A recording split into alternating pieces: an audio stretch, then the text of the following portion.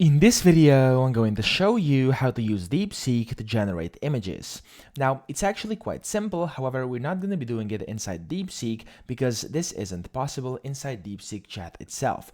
So, you gotta go to Google and you want to type in DeepSeek Janus Pro Hugging Face, and then once you do this, the first website should be DeepSeek AI / Janus-Pro -7b. Just click on this. And then over here on this website, you want to go to the top and you want to search for models, datasets, users, etc. Click in there and type in Janus. So the exact same way we did before. There we go, Janus.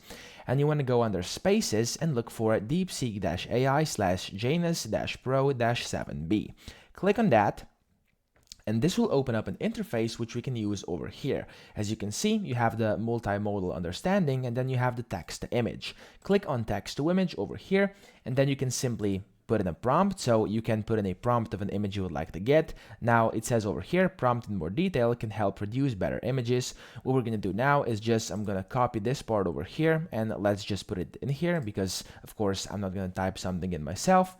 And then after you have your description, click on generate images. This is going to take a few seconds. Down here is the approximated time that's still remaining. Usually it's going to be done within 15 seconds depending on the demand, but sometimes it may take up to a minute, but of course no big deal. You can just do whatever because this is going to happen automatically.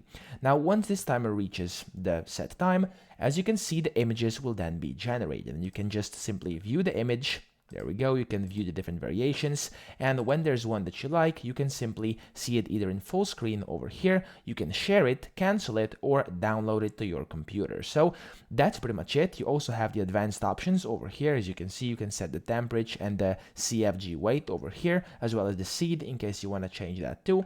And yeah, that's pretty much it. That's how to use DeepSeek to generate images. I hope this video helped you out. If it did, please subscribe to the channel and help me out as well.